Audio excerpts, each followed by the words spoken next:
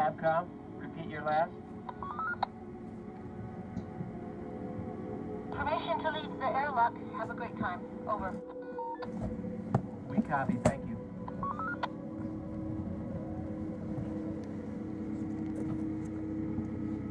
The Mars Society has built several habitats, placing them in harsh Mars-like environments around the world.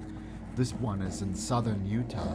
Students, teachers, and scientists volunteer for 2-week missions, testing out equipment and procedures within the safe environment of Earth before a trip to Mars would occur. Oh, air. Every type of rock down there had a conglomerate hanging out next to a quartz, and it surprises me. There's just all these kinds of rocks just hanging out. We found some oyster fossils. Actually, I think it was Isaiah's group found some oyster shell fossils, and there's just a sea of them. I had no real idea what it would be like coming in here. I knew I'd have a good time, and I am. You don't think there's enough vinegar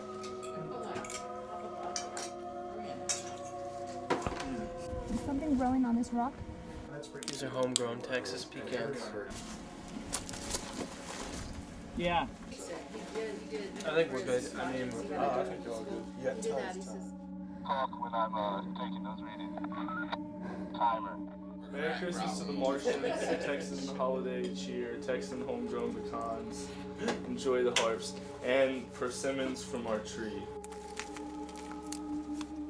Because showers don't really happen around here. You guys have showers? well, we have a shower, but the holding tank line downstairs is frozen, so we can't drain the holding tank. So if we take any more showers, there'll be water everywhere underneath the hab. Although these volunteers may be role-playing in a simulation, they know that one day it will become real, just like their historical counterparts from Apollo 17. Hawk, come in. This is Perino. Hawk here. My room was blank. Everybody else had stuff in there already. Most people did. I took pages out of my Wired magazine. Will you put this in there for me? Just that. Piece of rock? Yeah, just that little piece. That's my bear. Went to China, went to Australia, pretty sure he went to Italy. He was in a short film once in high school. And it's funny, it's like the pattern of it's like petrified wood, but it's rock. He's gonna go to Mars if he gets a chance. Pass them down to my kids, get them there one day. It seems more real. Being here and looking around, and every night we talk about how much we feel we need to go and know that we need to go. When I'm laying in bed, I'm like, I could get up and go do something. I could clean or get a job, or I can go to Mars. I could get somebody there. That's what gets me out of bed.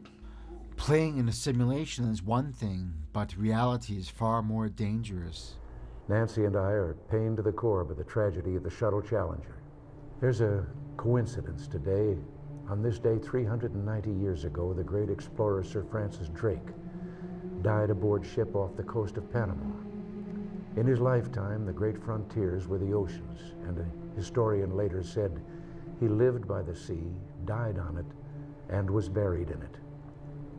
Well, today, we can say of the Challenger crew, their dedication was, like Drake's, complete.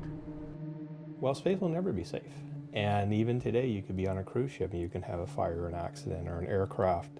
The reason we do these things, bottom line, is they're exciting, they're fun, they're challenging to do.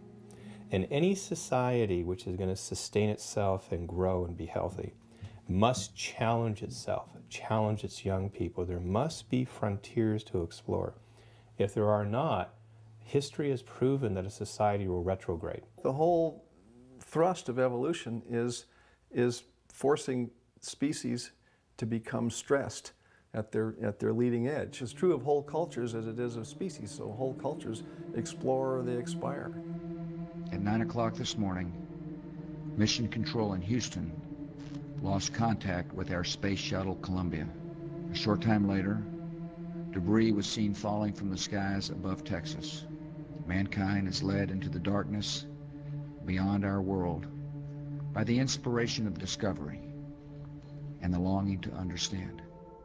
I love to go down in the southern hemisphere, and I sit there on a starlit night south of the equator, and there's two stars out there that are really easy to identify. They're real bright.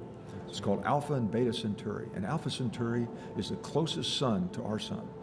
And to me, in this little scratch of time, the essence is going to another star and another planet. And that one there, Alpha Centauri, is right next door. But I sit back in my mind and I think, what would it feel like to be on the spacecraft as you're decelerating in and dropping into orbit around Alpha Centauri? Now, that's exploration. I certainly think that it's worth a try. The risks are very high.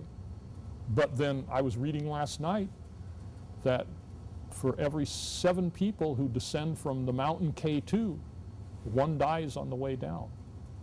So there are people out there who are willing to take those kinds of risks.